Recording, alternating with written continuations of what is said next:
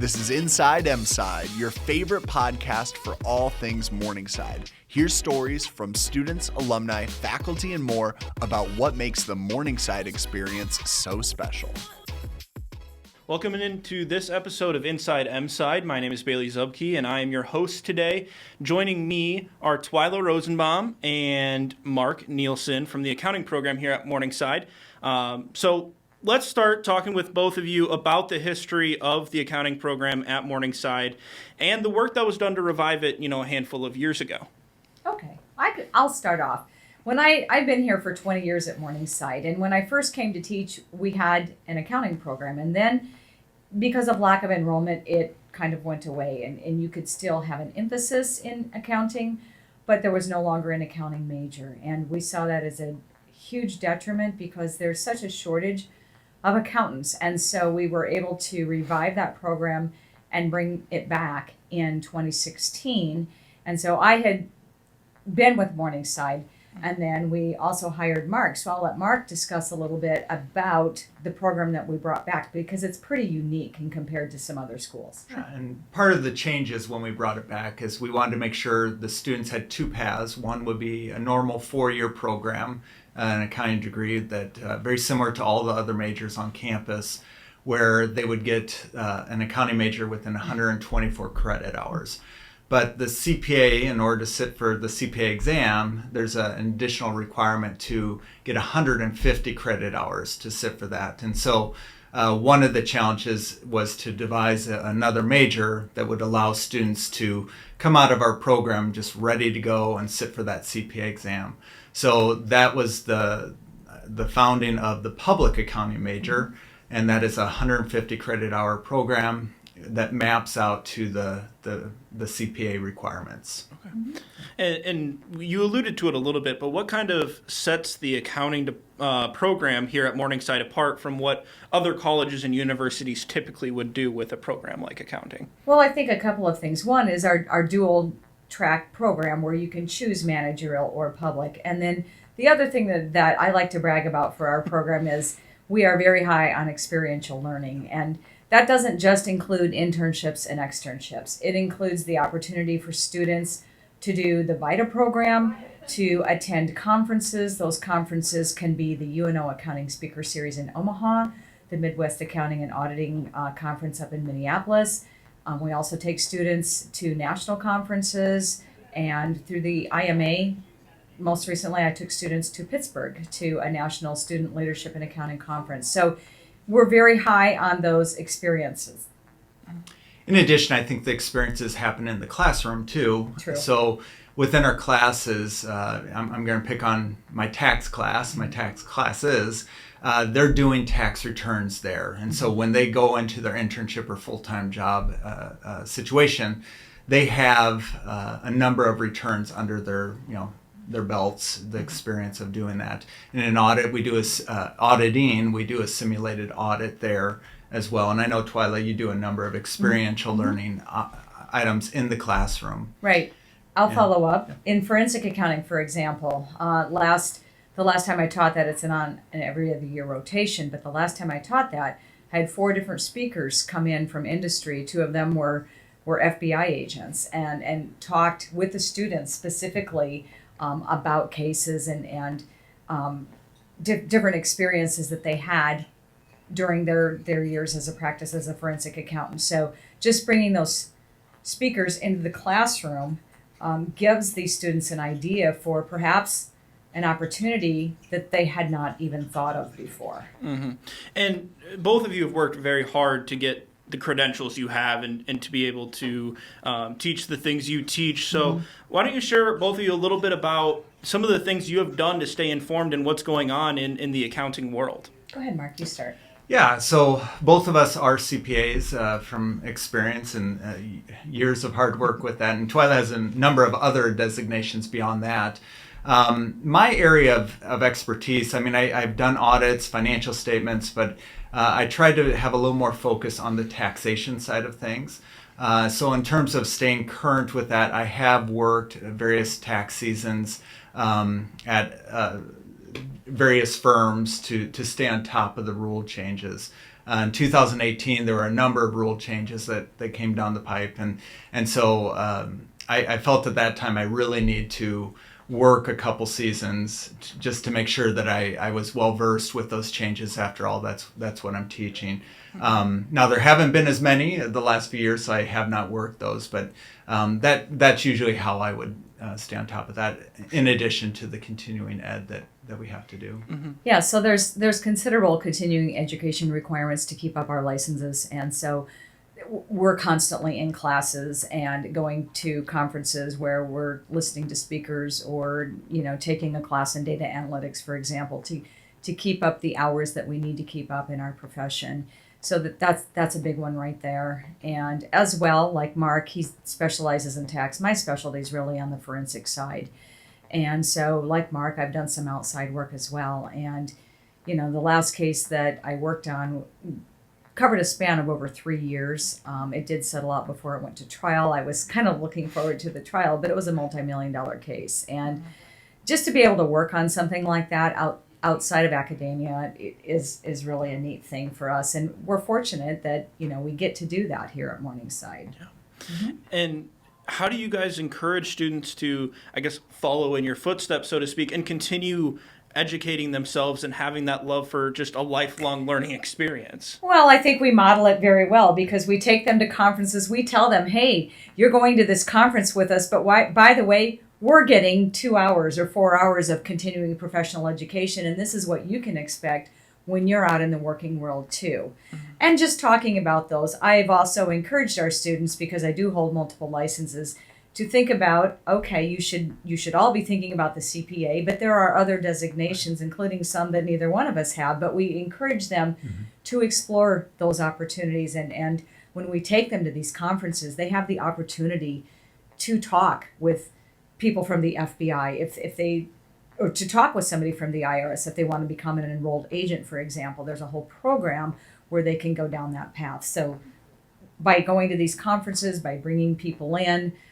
they can learn about different designations that they can get. And I think both of us do an excellent job of modeling lifelong learning. Sure.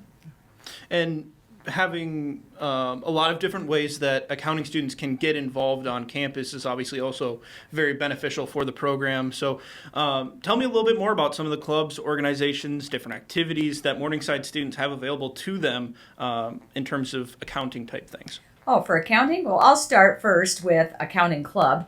That was something that I brought back to, because Accounting Club kind of went by the wayside, and we brought that back in 2016. I had that up because Mark is busy heading up a different program that he can talk about in a minute, but that just provides students the opportunity for lunch and learns, also to get out and to go on different field trips, so to say, to visit different areas of accounting. Mark and I just took a group of students down to Omaha a week ago yesterday to a regional firm, and that just gives students the opportunity to see what kinds of opportunities are out there. So Accounting Club meets on Fridays, and we have everything, like I said, from speakers to events, to help them to learn about what is out there. And so you don't have to be an accounting major, I guess, to come to Accounting Club, but by and large, most of the students who do come are those that are exploring, what can I do with my accounting degree? Sure. And then I'll turn over to you for and I do internships. want you to mention real quick before I talk about internships, we volunteer a lot in the fall. Oh, yeah. Why don't you Sure. talk about that and some of the awards we've won? Right. So part of what I like to strive with Accounting Club is we have to give back to our community. And so civic engagement, it's part of our Morningside mission statement, obviously, but it's also part of what we believe is important with our accounting program. And so in the fall, our students at least once a month are volunteering, sometimes more than once a month. But one thing that we do is we partner with a CPA firm, a local CPA firm, and we work once a month at the Siouxland Food Bank, and we pack the kids' backpacks programs for the needy children in the community. We also do other volunteer work with the same CPA firm. We clean up a public park once a fall, and then we've volunteered through the Siouxland Humane Society as well. So it's just part of what we like to do to get our students engaged and understanding how important civic responsibility is, and that includes the VITA program in the spring. And because of the work that we've done, we have been recognized at the state level through the Iowa Society of CPAs for impacting our community. And we've won 2 state awards a few years back for the volunteer work that we do engage in with our students. Yeah. Thanks. And that is a comparison to all the firms in Iowa, too, in terms of number of hours. So it's quite an honor to have that award. One of the things that I work on is lining up internships for our students. So in the fall, that is typically when firms are hiring for the spring internships. I bring in a number of the firms in the Siouxland area to interview on campus our students. The advantage of the Morningside experience here is that every student that wants an internship in accounting has been getting an internship in accounting. So, at some programs, the top students are getting internships. The average student may not get an internship. At Morningside, our students are getting sometimes 3 or 4 internship opportunities while they're here. Mm-hmm. They love it because they get paid for it very well. They are getting the experience they need. They're getting credit for those hours. There's just a number of advantages for that. Mm-hmm. Could you give me a little bit of a description in what the VITA program is specifically? Oh, it's voluntary income tax assistance. And so it does provide tax assistance to disadvantaged individuals in the local community who fall within federal guidelines for income levels. And our students prepare income tax returns that entitle them to refunds. Sure. That's what happens for free. And you talked a little bit about my next question, actually, with volunteering. Mm-hmm. That students have a lot of opportunities to do so. And you talked a little bit about how you involve that into your program, but is there anything else you'd like to add about that, whether that's about the VITA program in the spring or anything like that you've been working on in terms of volunteering? Well, the VITA program in the spring is crucial to our Siouxland community, and one that I was involved with as an undergrad student when I did the same thing many years ago. So it's very important that students understand, and again, they don't have to be an accounting major. We have a young woman from Germany who's not an accounting major, and Sophie Phil is her name, and she has come back and volunteered 2 years in a row, and she never wanted to be an accountant or a career in accounting, but yet she came to understand how important it is to give back to the community. So I really do stress to all of the students in the business program, any of you can work the VITA program. You just have to pass a basic proficiency in completing income tax returns. And I'm happy to say that this is the year, since we brought the program back, this is the year that we've had the most VITA volunteers. And we actually have 18 students enrolled in the program. And that's just, to me, that's a big win-win for our program as well as for the Siouxland community, because without that, the people in this community would not otherwise get the refunds that they are entitled to. They wouldn't have the resources or the money to do that. So I think it's very important that our students continue on the work in the VITA program. Sure. And so both of you also have do a lot of work with different businesses and industry partners as well. And you've talked a lot about that already. But is there anything more you'd like to share about some of those relationships you've created and why that's important for the student experience here? I want to touch, based on with the internships, some of the firms that we have here, they do outstanding work locally. Some of it's even international with some of the exposure they have. They do a lot of work with great businesses, and the ability to work with them to give our students opportunities. It's a great partnership that we have with them. And so what's nice is I think that Morningside is one of the top schools on their list of where to look for students that's out there. I remember one of my students came back to me and said that it was during the 2018 era where there were a number of changes, and he mentioned about one of the changes. Partner at first didn't think it was right, but eventually found out it was right. And from then on, it for whatever reason, Morningside all of a sudden was top of mind of, man, these people get it. They understand. And so that ongoing relationship is really nice to have. And I would piggyback and say, we've been very purposeful in building these relationships. And, I'm involved with several state committees as well through the Iowa Society of CPAs. And that really has set our program out because it's practitioners and professionals across the state come to understand the quality of our Morningside students. And so now they're in demand. And now that we've kind of firmed up some of these more local partnerships, now we're working on building regional relationships.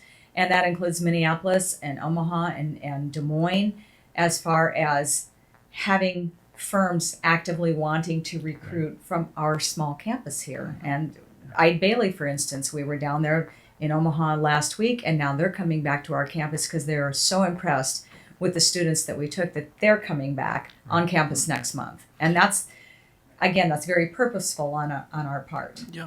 And so moving forward now, the end goal of all the academic programs at Morningside obviously is to prepare students for what's next in their lives. Mm-hmm. So what are some of the things, and you obviously don't have to name names or anything, but what are some of the things that some of your alums have gone on to do in the recent years from getting their degrees here at Morningside? Okay, so I'll start with one of our favorite alums that was one of the first ones to graduate from our program, Eric Salmonson. He went on and graduated from here, and he actually came in kind of at the tail end, so he was cramming a lot of accounting courses in to graduate. He went on, successfully passed the CPA exam, started his career at Ide Bailey in Des Moines, and after a few years decided he would go on to the industry side. And we're so pleased and proud of him because he is now the CFO of St. Anthony's Hospital, which is a major regional hospital here in Northwest Iowa. So that's one example. Sure. Yeah. And you can follow up. And I think it really varies. I mean, it's up to the student what they want. Everyone has different dreams, aspirations, and they consider that in light of past experiences, etc. But I would say most of our students, not all, but many of them start in public accounting, likely a tax or audit side or maybe both. And from there, they get some additional experience and possibly, like Eric, move on. But in terms of where they go, it has really ranged. I mean, some of them, they just want to stay local. And there are a number of really good firms in the local area, and they find a place there to work. Some of them want to branch out a little bit further, and so like Eric went to Des Moines. We've had some go down to Omaha and one out to California. Yeah, Carly's out in California. And then we've had some go Big Four even as well. So whether it's Ernst & Young, we had one that did an externship at Ernst & Young, and then eventually accepted a full-time position with them, KPMG, PwC, and Deloitte. We've had all students in all the Big Four firms. Every single student that I have had that has applied for the Big Four has gotten a position at the Big Four. So, the I guess limiting factor of that is that we have a number of students that say, that's not for us. We'd rather be at a firm where we have more work-life balance and a number of other things there. So we've got a number of students too that don't necessarily want to start in audit or tax, so they're in places like Wells up in Lamar's, or they're over at Great West Casualty in South Sioux, and they're enjoying careers, starting out as corporate accountants or cost accountants. Or the OCC. The OCC, the Office of the Comptroller of the Currency. We've got a grad from a few years ago that is moving through the ranks rather rapidly doing bank examinations. So it's really whatever they want to make it. But we are proud of our alums because they all get jobs in the field. Right. And many of them actually are accepting jobs 18 months ahead of graduation, well-paying jobs there. And so it's not uncommon to see our students at least a year in advance, 18 months in advance to have that position lined up. And are there certain qualities that you guys have consistently found or look for within accounting students or strengths that you tend to find with them that allows them to excel? Sure. Detail-oriented. They have to be detail-oriented. And really good communication skills. And I would say hard workers. I mean, it takes a lot. I mean, it's not something that is innate in us. We have to learn the rules. I mean, it's not like, biology where everything we've grown up with a lot of the stuff and we see, a number of the items, number of teeth in our mouth. I always pick on my wife, a dentist, she got to cheat on every exam, right? Because she has the teeth in her mouth. Whereas we are learning rules that are made up by people, and sometimes like with taxation, the rules don't make sense at all, and they change. And on political whims. And we just have to know them. And because of the increasing global society that we live in, there's also international rules that students have to be aware of. So if we've got a student that's going to plan to have a career in London or in Munich, there's international rules that are different than our U.S. rules, and that's part of what we have to teach them. Mm-hmm.